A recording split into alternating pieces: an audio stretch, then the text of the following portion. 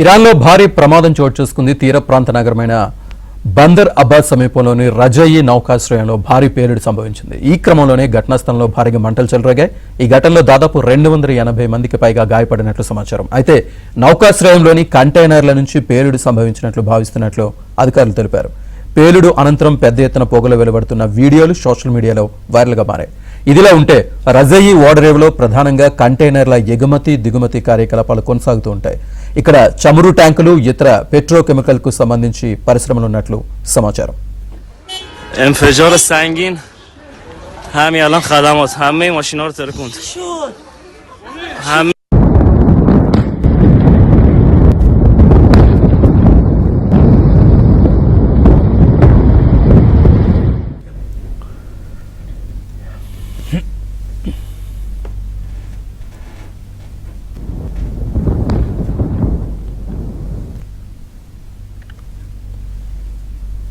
ఇరాన్లో భారీ ప్రమాదం చోటు చేసుకుంది. తీర ప్రాంత నగరమైన బందర్ అబ్బాస్ సమీపంలోని రజాయి నౌకాశ్రయంలో భారీ పేలుడు సంభవించింది. ఈ క్రమంలోనే ఘటనా స్థలంలో భారీగా మంటలు చెలరేగాయి. ఈ ఘటనలో దాదాపు 280 మందికి పైగా గాయపడినట్లు సమాచారం అందుతోంది. ఇదే అంశానికి సంబంధించి పూర్తి డీటెయిల్స్ మా ఢిల్లీ బ్యూరో చీఫ్ కృష్ణ అందిస్తారు. కృష్ణ, మధ్యాహ్నం 12:30 గంటల ప్రాంతంలో ఈ యొక్క పేలుడు సంభవించింది. ఇరాన్ లో ఉన్నటువంటి బందర్ అబ్బాస్ పోర్ట్, షహీద్ రాజాయి పోర్ట్ గా పిలిచే బందర్ అబ్బాస్ పోర్ట్ లో ఈ సంఘటన జరిగింది. పోర్ట్ ప్రాంతంలో నిల్వ చేసినటువంటి ఫ్యూయల్ ట్యాంకర్లు పేలటం వల్లనే ఈ యొక్క పెద్ద ప్రమాదం జరిగినట్లుగా కూడా తెలుస్తుంది. అయితే ఈ యొక్క పేలుడికి గల కారణాలను ఇంకా అధికారికంగా ఎవరు కూడా నిర్ధారించలేదు. పేలుడు దాటికి సమీపం ప్రాంతంలో ఉన్నటువంటి ఇల్లు, అదేవిధంగా కార్యాలయాల కిటికీలు ధ్వంసమయ్యాయి. పేలుడు ధ్వని సమీప పట్టణాల్లో కూడా అంటే 4-5 కిలోమీటర్ల మేరకు వినిపించిందని కూడా అక్కడ వార్తా సంస్థల నుంచి అందుతున్నటువంటి సమాచారం. అయితే గాయపడిన వారి సంఖ్య సుమారు 400 మంది వరకు కూడా ఉండొచ్చు అంటున్నారు. ఎందుకంటే ఈ యొక్క సంఘటన జరిగినప్పుడు ఆ యొక్క ఇంకా పోర్ట్ లో ఎక్కువ మంది పనిచేస్తున్నారు, డ్యూటీలో ఉన్నారు అని కూడా తెలుస్తుంది. పేలుడు తర్వాత భారీ మంటలు చెలరేగాయి. మంటలను అదుపు చేయడానికి ఫైర్ బ్రిగేడ్ బృందాలు కూడా రంగంలోకి దిగాయి. 4 అత్యవసర రెస్పాన్సివ్ టీంలు కూడా సంఘటన స్థలానికి చేరుకుని సహాయక చర్యలు చేపడుతున్నారు. పోర్టు కార్యకలాపాలు అయితే తాత్కాలికంగా నిలిపివేశారు.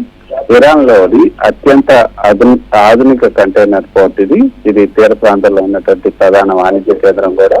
ఈ పోర్టు ద్వారానే సంవత్సరానికి సుమారు 80 మిలియన్ టన్నుల సరుకులు కూడా రవాణా చేపడుతుంటాయి.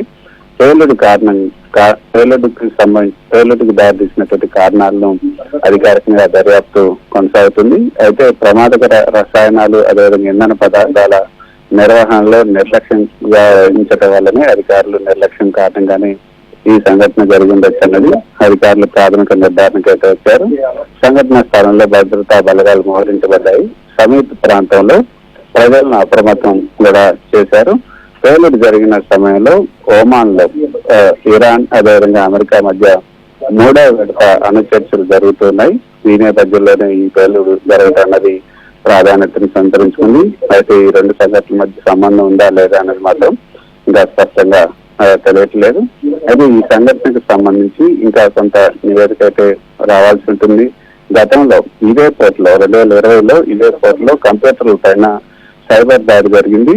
దీనివల్ల నదీ మార్గాలు, రహదారుల పైన భారీ ట్రాఫిక్ జామ్ కూడా ఏర్పడింది. అప్పట్లో వాషింగ్టన్ పోస్ట్ ఇచ్చినటువంటి సమాచారం ప్రకారం ఇరాన్ కి భద్రశత్రు అయినటువంటి ఇజ్రాయెల్ ఈ సైబర్ దాడికి పాల్పడినట్లుగా భావిస్తున్నారు. ఇది ఇరాన్ చేసినటువంటి సైబర్ దాడికి ప్రతీకార చర్యగా కూడా చెప్తున్నారు. అయితే చూడాల్సి ఉంటుంది. దీనికి సంబంధించి మృతుల సంఖ్య ఎక్కువగా ఉండే అవకాశం కూడా ఉంటుంది అన్నది అధికారులు చెప్తున్నమాట. కానీ ఎంతమంది మరణించారని మాత్రం ఇంకా అధికారికంగా బయటకు రాలేదు. Right Krishna, thank you.